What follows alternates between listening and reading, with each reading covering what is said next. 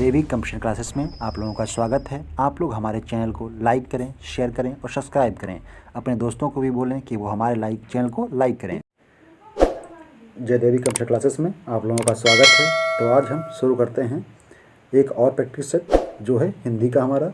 इसके अंतर्गत हम सामान्य हिंदी और व्याकरण से संबंधित कुछ इंपॉर्टेंट क्वेश्चन लेके आए हैं आप लोगों के लिए। तो इसको आप देखें, ये आप लोगों के लिए निश्चित ही सफलता को अग्रसर करेगी और हासिल भी कराएगी आप लोगों को। ये हमारी प्रैक्टिस सेट जो है UP TET, super TET, UPSI और रेलवे ग्रुप डी के लिए सम्मिलित है। ठीक है, तो चलते हैं अपने हम आज के पहले क्वेश्चन की तरफ। तो आज का हमारा पहला क्वेश्चन है, इनमें से किस बोली का बिहारी हिंदी से संबंध नहीं है। ठीक है, तो पहले हम ये जान लेते हैं कि बिहारी हिंदी में कौन कौन सी भाषाएं आती हैं। ठीक है, तो क्या जान लेते हैं कि बिहारी हिंदी में कौन कौन सी भाषाएं आती हैं। तो देख लेते हैं कि बिहारी हिंदी में कौन कौन सी भाषाएं आती हैं। ठीक है, तो देखते हैं कि कौन सी भाषाएं आती हैं। तो बिहारी हिंदी के अंतर्गत हमारी भाषाएं आती हैं, देख लेते हैं। तो पहली है मैथिली। ठीक है, कौन सी है? मैथिली। पहली है हमारी मैथिली। ओके, मैथिली आती है। मगही होती है, मगही, मैथिली, मगही और भोजपुरी। ठीक है, भोजपुरी। ओके, तो ये हमारी तीनों लिखी हुई हैं। कौन सी? पहली ये आती है, ये आती है और ये आती है। ठीक है, तो कौन सी नहीं आती है? तो हमारी आती नहीं है ऑप्शन नंबर ए। ठीक है, ऑप्शन नंबर ए जो है ये हमारी नहीं आती है। किस में नहीं आती है? ये बिहारी हिंदी के अंतर्गत नहीं आती है। ओके, तो देख लेते हैं। ओके, तो अब चलते हैं अपने, हम देखते हैं इसके बारे में। तो इसके बारे में देख लेते हैं। तो अब हम देखते हैं कि जो हिंदी है, हिंदी उपभाषा को, जो ये हिंदी की उपभाषाएं जो हैं, इनको कितने भागों में बांटा गया है। ठीक है, देख लेते हैं हिंदी को कितनी उपभाषाओं में बांटा गया है। तो देख लेते हैं, वो बांटा गया है पांच उपभाषाओं में हिंदी को बांटा गया है। क्या है? उपभाषा में बांटा गया है। किसको? हिंदी को। ठीक है, हिंदी को 5 उपभाषाओं में बांटा गया है। तो वो कौन कौन सी हैं? पूर्वी हिंदी। ठीक है, पहला है पूर्वी हिंदी। ठीक है, दूसरा है पश्चिमी हिंदी। कौन सी है? पश्चिमी हिंदी, पश्चिमी हिंदी। ओके, तीसरा है बिहारी। ठीक है, तीसरा है बिहारी हिंदी और चौथा है राजस्थानी। कौन सा है? राजस्थानी। और पांचवा है पहाड़ी। ठीक है, कौन सा है? पहाड़ी। तो अब देख लेते हैं इस पूर्वी हिंदी के अंतर्गत कौन कौन सी भाषाएं आती हैं। तो पूर्वी हिंदी के अंतर्गत हमारी आ जाएंगी अवधी, बघेली, छत्तीसगढ़ी। ठीक है, क्या आ जाएंगी? अवधी, बघेली, छत्तीसगढ़ी। किस में आएंगी? ये पूर्वी हिंदी के अंतर्गत आ जाएंगी। ठीक है, पश्चिमी हिंदी के अंतर्गत कौन कौन सी आएंगी? तो इसमें ब्रजभाषा, खड़ी बोली, कन्नौजी, बांगरू और बुंदेली भाषाएं पश्चिमी हिंदी के अंतर्गत आ जाएंगी। ठीक है, फिर बिहारी में हमने देख लिया है मैथिली, मगही और भोजपुरी, ये हमारी बिहारी के अंतर्गत आएंगी। राजस्थानी में कौन कौन सी आएंगी? तो इसमें मेवाती, मालवी, मारवाड़ी और जयपुरी, ये इसमें राजस्थानी भाषा में आ जाएंगी। ठीक है, फिर पहाड़ी भाषा में कौन कौन सी हैं? गढ़वाली, कुमायूं और नेपाली, ये किस में आएंगी? पहाड़ी भाषा में आ जाएंगी। ठीक है, तो चलते हैं। अब हमने देख लिया है कि इसमें हमारा उत्तर नंबर कौन सही हो गया। तो इसमें हमारा उत्तर नंबर सही हो गया है ऑप्शन नंबर ए। ठीक है, इसमें कौन सी है? बिहारी भाषा की बोली नहीं है, तो ये अवधी भाषा की है। ठीक है, अवधी में ये जो अवधी जो है ये बिहारी भाषा की नहीं है। तो ये किसकी भाषा है? अवधी जो है ये किसकी भाषा है? तो ये पूर्वी हिंदी की भाषा है। किसकी है? पूर्वी हिंदी की भाषा है। ठीक है, तो चलते हैं, तो देख लेते हैं। अब हमारा नेक्स्ट है क्वेश्चन नंबर दूसरा, हिंदी साहित्य का अतीत के लेखक कौन हैं? ठीक है, हिंदी साहित्य के अतीत के लेखक कौन हैं? तो इसमें विश्वनाथ प्रसाद मिश्र हैं, विश्वनाथ त्रिपाठी हैं, श्याम सुंदर दास हैं या गणपति सिंह गुप्त हैं। तो इसमें से हमारा ऑप्शन है जो वो कौन सा सही हो जाएगा।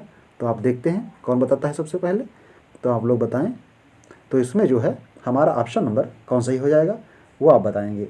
तो इसमें हमारा ऑप्शन नंबर सही हो जाएगा option number A, Vishwanath Singh Prasad जो हैं ये मिश्र, इनकी यही रचना है हिंदी साहित्य का अतीत। ओके, क्या है? हिंदी साहित्य का अतीत। तो हिंदी साहित्य का जो पहला ग्रंथ था वो किसने लिखा था? तो आप जानते हो तो बताएं। तो हिंदी साहित्य का पहला ग्रंथ लिखा था किसने? गार्षा दात्री। कौन थे? गार्षा दत्तात्री। ठीक है, ये एक थे लेखक, इन्होंने हिंदी साहित्य का पहला ग्रंथ लिखा था। ठीक है, ओके, तो चलते हैं नेक्स्ट क्वेश्चन की तरफ। तो नेक्स्ट क्वेश्चन नंबर हमारा है 3, दोहा दोहा या दूहा मूलतः किस भाषा का शब्द है? तो दोहा है वो किस भाषा का शब्द है? तो देख लेते हैं, प्राकृत, अपभ्रंश, हिंदी या संस्कृत। तो इसमें से हमारा ऑप्शन नंबर कौन सही हो जाएगा? तो इसमें हमारा ऑप्शन नंबर आप देख लेते हैं कि देखते हैं कौन सबसे पहले बताता है। तो इसमें हमारा ऑप्शन नंबर सही हो जाएगा ऑप्शन नंबर बी। हिंदी में जो दोहा है वो अपभ्रंश का शब्द है। ठीक है, हिंदी दोहा जो है, दोहा मूलतः किस भाषा का छंद है? तो ये अपभ्रंश का छंद है। ठीक है, अपभ्रंश का छंद है। चलते हैं नेक्स्ट क्वेश्चन की तरफ। तो नेक्स्ट क्वेश्चन नंबर हमारा 4 है। क्वेश्चन नंबर 4 है, इसमें देखते हैं, संदेशौ सवित्रौ है कंकड़ है अस्मत्था भड़ पिय इक्य बलियो बेबी शामथा हत्ता। तो इसमें ये नरपति नाल्हा का है या हेमचंद्र का है या किसका है? तो आप बताएं इसमें से हमारा।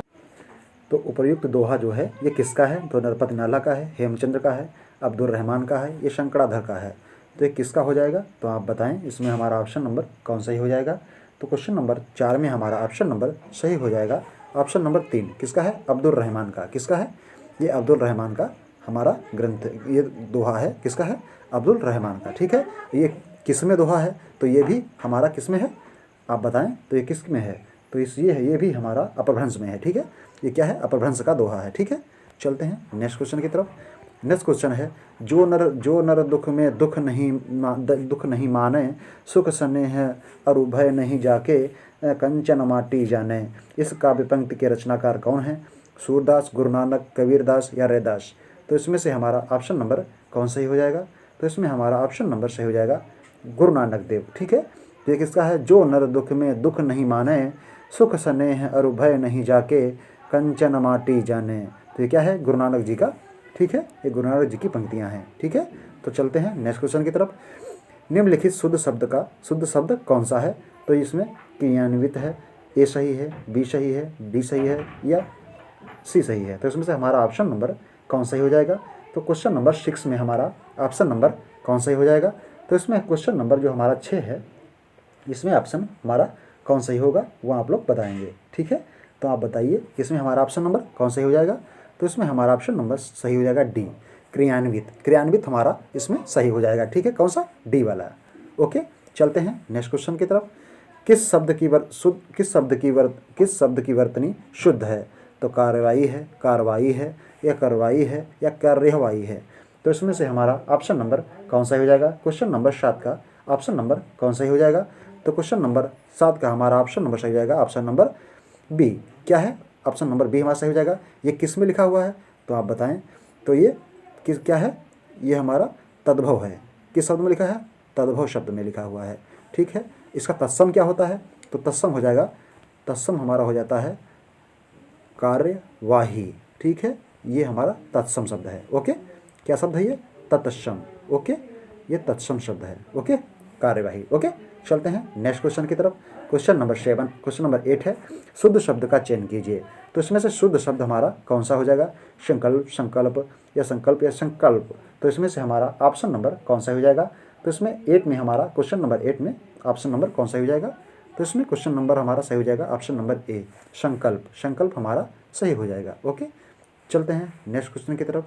निम्नलिखित शब्दों में से कौन सा शुद्ध शब्द है? निम्नलिखित में से शब्द में कौन सा शुद्ध शब्द है? तो इसमें से ऑप्शन बताएं, सर्वाधिक या सर्वाधिक या कौन सा सही हो जाएगा? इसमें ऑप्शन हमारा सी सही होगा या डी सही होगा? तो इसमें से हैं आप बताएंगे, इसमें ऑप्शन हमारा ऑप्शन नंबर सी सही हो जाएगा। कौन सा? सर्वाधिक जो ये है ये सबसे शुद्ध हमारा सही हो जाएगा। ओके, चलते हैं नेक्स्ट की तरफ। तो नेक्स्ट क्वेश्चन हमारा आज का है क्वेश्चन नंबर 10, निम्नलिखित शब्दों में से कौन सा अशुद्ध शब्द है? तो इसमें से हमारा अशुद्ध शब्द कौन सा है? तो आप देखते हैं, चिकित्सा, सत्यता, अनिवार्य। ये हमारे सब सही हैं। हमारा ऑप्शन नंबर गलत है, ये ऑप्शन नंबर सी। इसमें छुटाव ऊ की मात्रा होनी चाहिए थी। ठीक, छुटाव की मात्रा होनी चाहिए थी, इसमें बड़ाव की मात्रा हो गई, इसलिए ये गलत हो गया। ठीक है, चलते हैं नेक्स्ट क्वेश्चन की तरफ। नेक्स्ट क्वेश्चन हमारा है, निम्नलिखित में से शुद्ध वाक्य का चयन कीजिए। तो इसमें उत्तराखंड में विधानसभा चुनाव को अब साल भर से कम समय बचा है। उत्तराखंड में विधानसभा चुनाव को अब साल भर से कम का समय बचा हुआ है। उत्तराखंड विधानसभा चुनाव, तो इसमें क्या गलत हो गया? ये चुनाव हो गया। ओके, ये विधानसभा हो गया, इसमें ये गलत हो गया। ठीक है, उत्तराखंड में विधानसभा चुनाव को अब साल भर से भी कम समय बचा है। तो इसमें से हमारा ऑप्शन जो है वो कौन सा ही हो जाएगा? तो इसमें हमारा ऑप्शन नंबर सही हो जाएगा, ऑप्शन नंबर डी। कौन सा? ऑप्शन नंबर हमारा डी सही हो जाएगा। ओके, चलते हैं नेक्स्ट क्वेश्चन की तरफ। नेक्स्ट क्वेश्चन हमारा है क्वेश्चन नंबर 13। क्वेश्चन नंबर 13, निम्नलिखित में से शुद्ध वाक्य का चयन कीजिए। मछुआरों को हर वर्ष 6,000 इसमें तो ये पहला ही गलत हो गया, इसमें क्या है? हजार हो गया। फिर इसमें मछुआरों का हर साल, तो ये भी इसमें यहाँ पे का नहीं होगा। मछुआरों को हर वर्ष 6,000 रुपये दिए जाएंगे। मछुआरों को हर वर्ष 6,000 रुपये दिए जाएंगे। तो इसमें से हमारा ऑप्शन नंबर कौन सा हो जाएगा? इसमें बड़ा मात्रा लग गई, इसलिए ये भी नहीं होगा। तो हमारा ऑप्शन नंबर सी सही हो जाएगा। कौन सा? ऑप्शन नंबर सी हमारा सही हो जाएगा। ओके, चलते हैं नेक्स्ट क्वेश्चन की तरफ। नेक्स्ट क्वेश्चन हमारा है, निम्नलिखित में से शुद्ध वाक्य का चयन कीजिए। निम्नलिखित में से शुद्ध वाक्य का चयन कीजिए। चाय के बिना असम का परिचय अधूरा है। तो इसमें असम हमारा गलत लिखा हुआ है। चाय के बिना असम का परिचय अधूरा है। चाय के बिना असम का परिचय अधूरा है। ठीक है, फिर चाय के बिना असम का परिचय अधूरा है। तो इसमें से हमारा ऑप्शन जो है वो कौन सा ही हो जाएगा? तो आप लोग देखते हैं कौन बताएगा आप लोगों में से। तो इसमें हमारा ऑप्शन नंबर सही हो जाएगा, ऑप्शन नंबर सी। चाय के बिना असम का परिचय अधूरा है। ठीक है, तो आप लोग एक क्वेश्चन बताएं, चाय बोर्ड का हेडक्वार्टर कहाँ है? चाय बोर्ड का हेडक्वार्टर कहाँ है? तो ये कहाँ है हमें बता देता हूँ, ये है कोलकाता। ओके, कहाँ है? ये है कोलकाता में। चाय बोर्ड का हेडक्वार्टर कहाँ है? कोलकाता में है। चलते हैं नेक्स्ट क्वेश्चन की तरफ। संपर्क का सही संधि विच्छेद कौन सा है? सह प्लस पर्क, सत प्लस पर्क, या सन प्लस पर्क, या सम प्लस पर्क। तो इसमें से हमारा ऑप्शन जो है, ऑप्शन नंबर बी हमारा सही हो जाएगा, सम प्लस पर्क। संपर्क हमारा सही हो जाएगा। ठीक है, ऑप्शन नंबर बी। चलते हैं नेक्स्ट क्वेश्चन की तरफ। निर्जल में कौन सी संधि है? निर्जल में कौन सी संधि है? तो विसर्ग संधि है, स्वर संधि है, व्यंजन संधि है, या इसमें से कोई नहीं। तो इसमें से हमारा ऑप्शन नंबर कौन सही हो जाएगा? तो इसमें से हमारा ऑप्शन नंबर सही हो जाएगा, ऑप्शन नंबर विसर्ग संधि, ऑप्शन नंबर ए। तो क्या हो जाएगा ये?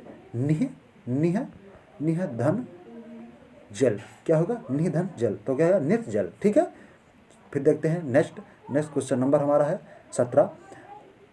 फिर क्या है? जगंजय का सही संधि विच्छेद क्या होगा? जगत प्लस जय, या जगत प्लस जय, या इसमें से हमारा ऑप्शन नंबर कौन सा हो जाएगा? तो इसमें 15 में हमारा ऑप्शन नंबर सही हो जाएगा, ऑप्शन नंबर बी, जगत प्लस जय। क्या हो जाएगा? जगद प्लस जय।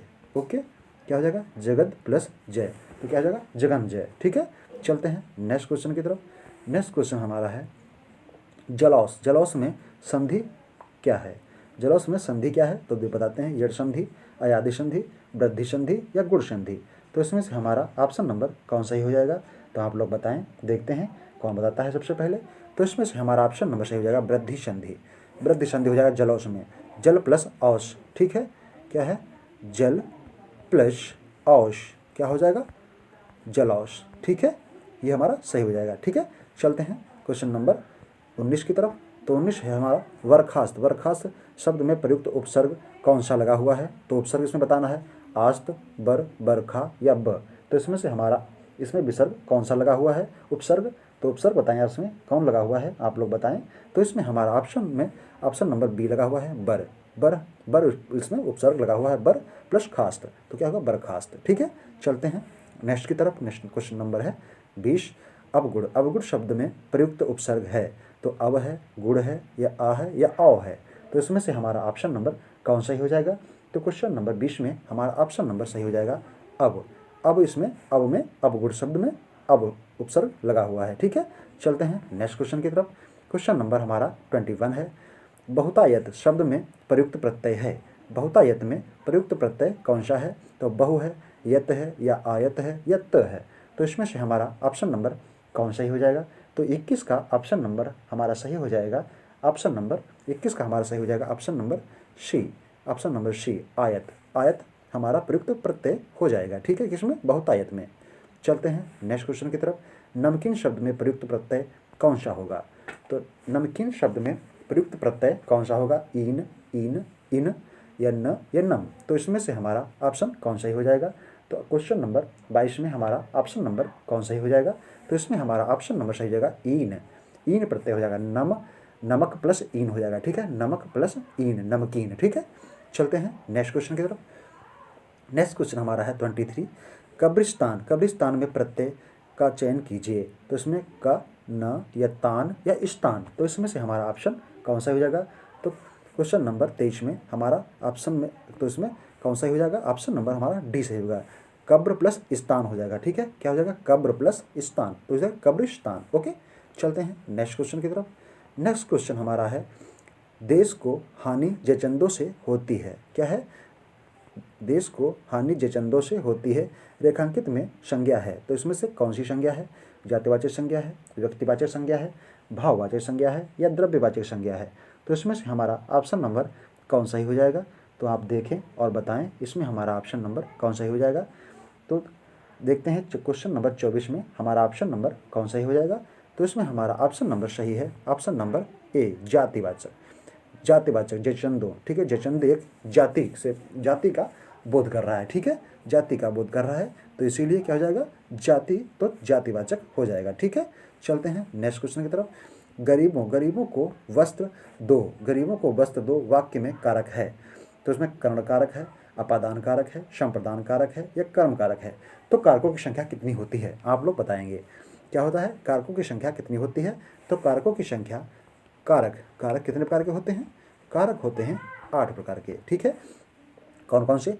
कर्ता, कर्म, करण, संप्रदान, अधिकरण, संबंध, तो ये हमारे कारक 8 प्रकार के हो जाते हैं, ठीक है। तो इसमें से हमारा, तो इसमें कौन सही हो जाएगा? तो इसमें हमारा सही हो जाएगा संप्रदान कारक। कौन सा? संप्रदान कारक इसमें हमारा सही हो जाएगा, ठीक है। संप्रदान, तो इसमें जैसे हमारा लिखा है वस्त्र, गरीबों को वस्त्रदान को, यहाँ पर के लिए भी प्रयोग कर सकते हैं, ठीक है, के लिए भी। कर्ता ने कर्म को कर्ण से संप्रदान के लिए, अपादान से अलग होने की स्थिति में, संबंध काकी के अधिकरण में पर असंबोधन है हो, अरे, ठीक है।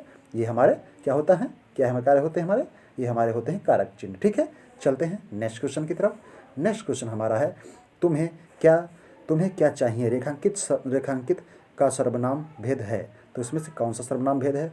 निजवाचक सर्वनाम, प्रश्नवाचक सर्वनाम, संबंधवाचक सर्वनाम या निश्चयवाचक सर्वनाम? तो क्वेश्चन नंबर 26 में हमारा ऑप्शन नंबर कौन सही हो जाएगा? तो इसमें से हमारा ऑप्शन नंबर सही हो जाएगा, ऑप्शन नंबर बी, क्या है? प्रश्नवाचक सर्वनाम। प्रश्नवाचक क्या होता है? तो प्रश्नवाचक हमारा क्या है? क्या है मतलब ये क्वेश्चन पूछ रहा है, ठीक है।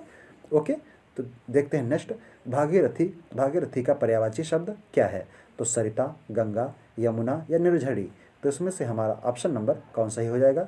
तो इसमें से हमारा ऑप्शन नंबर सही हो जाएगा, ऑप्शन नंबर बी। कौन सा? 27 का हमारा ऑप्शन नंबर, 27 का जो है हमारा ऑप्शन नंबर बी सही हो जाएगा। क्या? गंगा, गंगा भागीरथी शब्द का पर्यायवाची शब्द है, ठीक है, गंगा भागीरथी शब्द पर्यायवाची शब्द है, ठीक है। चलते हैं नेक्स्ट क्वेश्चन की तरफ। नेक्स्ट क्वेश्चन हमारा है 28 क्वेश्चन नंबर है। तो देखते हैं क्या है। सरस्वती का पर्यायवाची शब्द नहीं है, सरस्वती का पर्यायवाची शब्द नहीं है, तो शारदा, कमला, वाणी या वीणा पाणी? तो इसमें से हमारा ऑप्शन नंबर कौन सा ही हो जाएगा? 28 का हमारा ऑप्शन नंबर कौन सा ही है? आप लोग देखें और बताएं। तो हमारा ऑप्शन नंबर इसमें सही हो जाएगा, ऑप्शन नंबर बी, कमला। कमला जो है हमारा सरस्वती का पर्यायवाची शब्द नहीं है। ओके, चलते हैं नेक्स्ट क्वेश्चन की तरफ। तो नेक्स्ट क्वेश्चन हमारा है रक्त, रक्त का पर्यायवाची शब्द नहीं है। तो इसमें खून, रुधिर, शोणित या कसरे? तो इसमें खून भी होता है, शोणित भी होता है, रुधिर भी होता है, पर कसारी नहीं होता है, ठीक है। ये कसरी नहीं होता है, कसारी नहीं होता है, ये किसका? रक्त का पर्यायवाची नहीं होता है, ठीक है। चलते हैं नेक्स्ट क्वेश्चन की तरफ। नेक्स्ट क्वेश्चन हमारा है, पवन का पर्यायवाची शब्द नहीं है, पवन का पर्यायवाची शब्द नहीं है। तो इसमें से हमारा ऑप्शन नंबर कौन सही हो जाएगा? तो देखते हैं, सबसे पहले इसे कौन बताता है। पवन का पर्यायवाची शब्द नहीं है, तो इसमें वात है, अनल है, वायु है, शमीर है। तो इसमें हमारा इसमें कौन सा सही हो जाएगा? तो आप देखें 30 में हमारा ऑप्शन नंबर कौन सही हो जाएगा? तो इसमें हमारा ऑप्शन नंबर सही हो जाएगा बी, अनल नहीं है, ठीक है। अनल किसका है? आग का पर्यायवाची है, ठीक है। वात होता है, ठीक है, वायु भी होता है, शमीर भी होता है, पर कौन सा नहीं होता है? तो हमारा अनल नहीं होता है, ठीक है। अनल किसका है? अनल किसका है? तो अनल आग का पर्यायवाची है, किसका? आग का पर्यायवाची है, ठीक है। चलते हैं नेक्स्ट क्वेश्चन की तरफ। नीरस, नीरस का विलोम शब्द कौन सा है? तो नीरस का रसीला, सरस, विरस या अरस? तो इसमें से हमारा ऑप्शन नंबर कौन सही हो जाएगा? आप लोग देखें और बताएं कि 31 क्वेश्चन नंबर में हमारा ऑप्शन नंबर कौन सा ही हो जाएगा।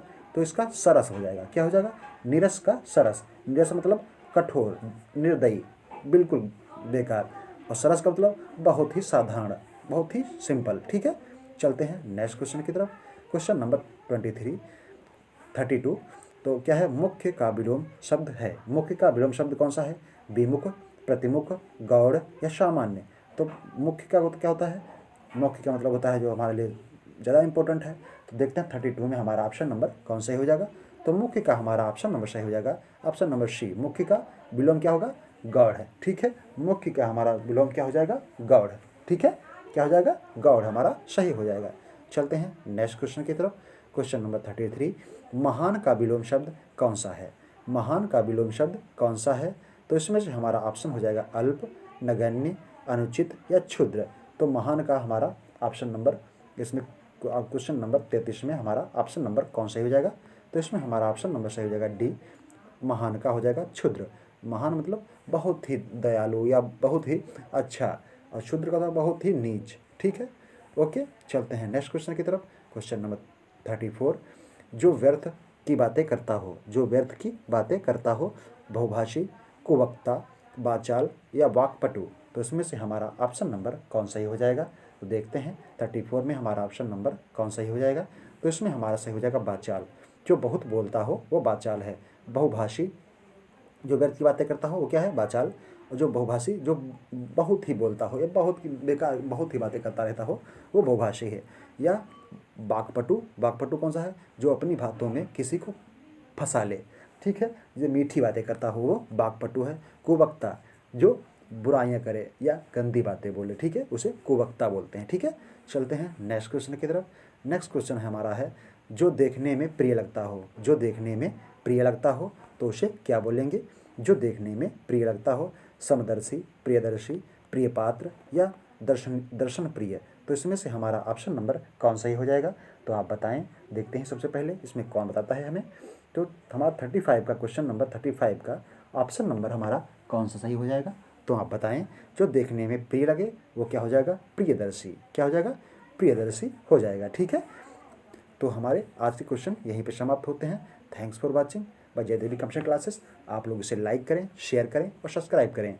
आप लोगों के लिए ये हमने टेस्ट सीरीज चालू की है, इसमें ही आप लोगों को निश्चित ही सफलता मिलेगी जो अगर आप इसे लगातार देखते रहेंगे। Thanks for watching by Jaydevi computer classes.